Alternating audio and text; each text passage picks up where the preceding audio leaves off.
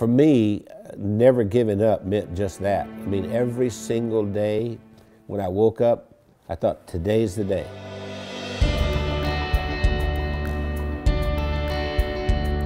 I was the second son in a sharecropper's family, and a sharecropper means that you don't own anything. I mean, you work for someone else who's the landowner. We had practically nothing. Everything was hand-me-downs from someone else. I didn't have shoes, and to this day my toes are all grown under because I didn't have shoes.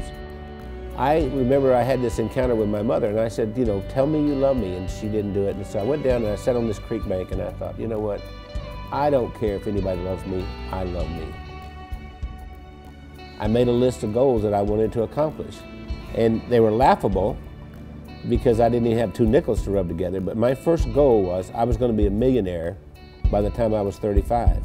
Number 2, I was going to have food to eat because we were always hungry. I mean, my little brother and I used to make mud pies to stop the hunger pains, and I was going to travel all over the world. Those were my goals.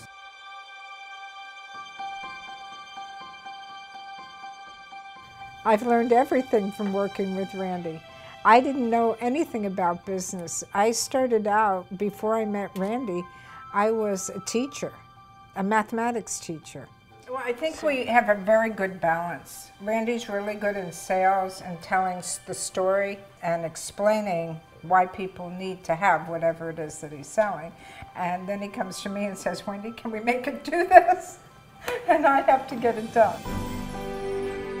We started working together, and we were together all the time doing things, and that we just, you know, couldn't be without each other.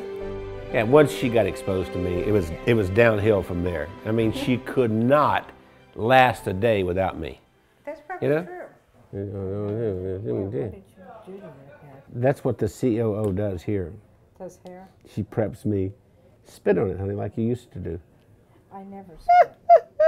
We retired a few times. Did he tell you that? We've tried retirement 3 times, but we never figured out exactly how to do it because we've worked all of our lives. We took a year and we traveled around the world. Then when the decision of the day became, where are we having breakfast? I thought, we're in trouble. If I were giving you advice and you were meeting Wendy for the first time, I would tell you, don't get your feelings hurt if she uses her phone while she's meeting with you. Hey, Kim. Hey, Chris. Okay. I'll see you in the morning. All right. Bye. Bye-bye. I kind of feel like a triage nurse at a hospital. And every week I go in and I reprioritize.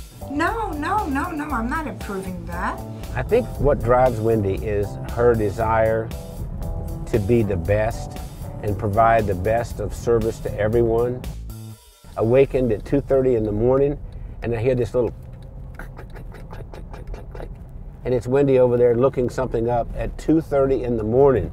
And I'll say, why aren't you sleeping? You can do that tomorrow morning. We are the definition of entrepreneurs. And we don't like doing one thing at a time. We have to do a lot of things at the same time. It's not just Randy and Wendy doing all this work. The whole team, every single one of us works round the clock. Hey, gorgeous. Listen, Bernice has been with us for what, 5, 6 years? 6 years. Yes. And we love her to death. I love you guys. Yeah. Randy leads with his heart. And he's the most incredible person I've ever met. He's gone through so much in his life. And I believe that Randy's, I'm going to make me cry here. Randy has made the difference in my life. What's important is, what do I contribute in this day to make the world a better place? I know that sounds corny, but that's really what it is. My daddy used to say, we leave here with empty pockets. The other thing my dad said is that when you leave, you'll be accountable for 2 things. 1, how did you treat Mother Earth? And 2, how did you treat the people on Earth? I feel that I have found joy and that I've given joy, and I think there's a lot more joy that we can give.